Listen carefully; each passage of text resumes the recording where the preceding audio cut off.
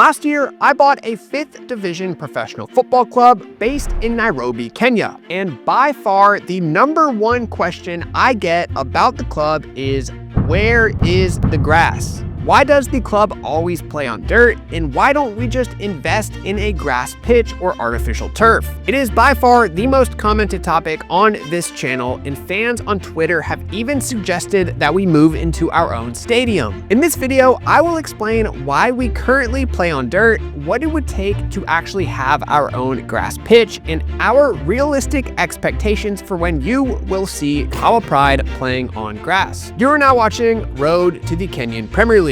What's up everyone, I am back with a different kind of video. Before I get into it, if you haven't joined the club Discord yet, go check it out. We discuss these kinds of questions every single day. It's full of behind the scenes news, updates. Myself and staff members are always in there announcing things way before they're actually released here on the channel. So check it out and I'll see you in the server. Now let's get into the first question. Why do we play on dirt, which is actually referred to as maram in the world of Kenyan football? First off, for context, this is the breakdown of which leagues in Kenya actually play on grass across the entire country. The top 2 tiers, the Premier League and the Super League, do use the best facilities, but even at these top levels, only a handful of wealthy clubs actually own their facility. A majority of clubs are just renting or leasing their facilities, and it's extremely common for Premier League clubs to bounce around to different pitches and locations. But in Nairobi, especially the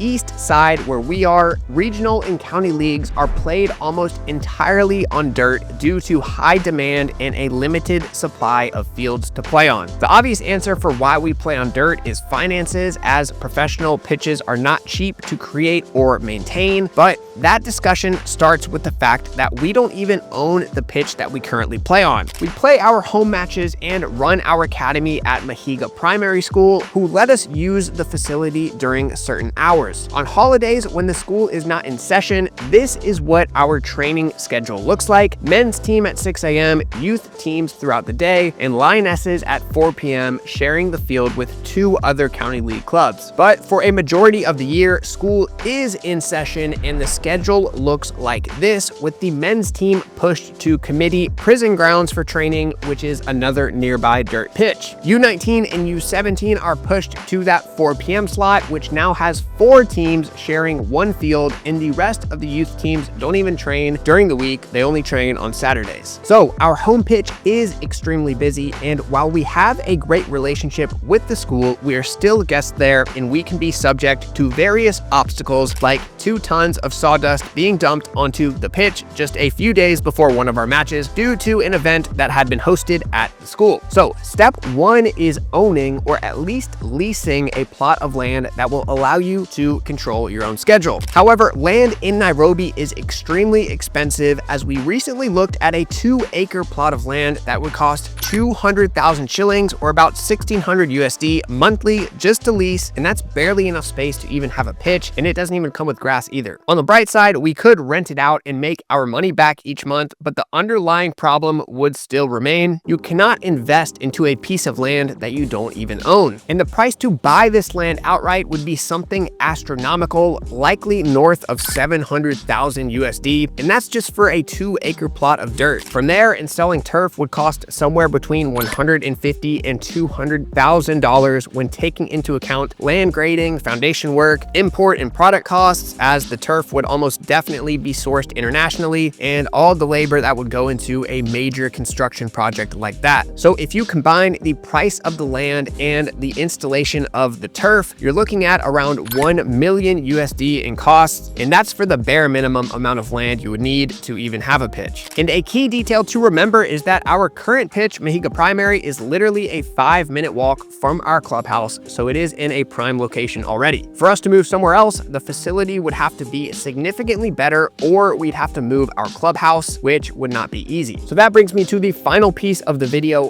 When should fans expect to see Kahawa Pride playing on grass? Obviously, this is one of our our top priorities. We're always looking at land, we're always talking about opportunities, and we are always strategizing to see what moves we could possibly make to turn this into a reality. In my opinion, realistically, I think we will be playing on grass within 3 years, and I think that there's a 50% chance that we move our clubhouse to make that happen. It's going to require either a lot of cash, a major sponsor getting involved, or some combination of the two. But if you look at just the past 3 months, we've already saved up $11,000, and we will keep saving what we can to hopefully one day buy our own land and build our own stadium. At this point, it really is just a dream. There is no direct path to our own stadium without many major variables that would need to fall in our favor over the next 2 years. We are still a 5th tier club in a football system where only a handful of the nation's richest clubs can afford to own their own stadium. But on the flip side, the progress we've made over the past 4 months has already been more than we could ever dream of. So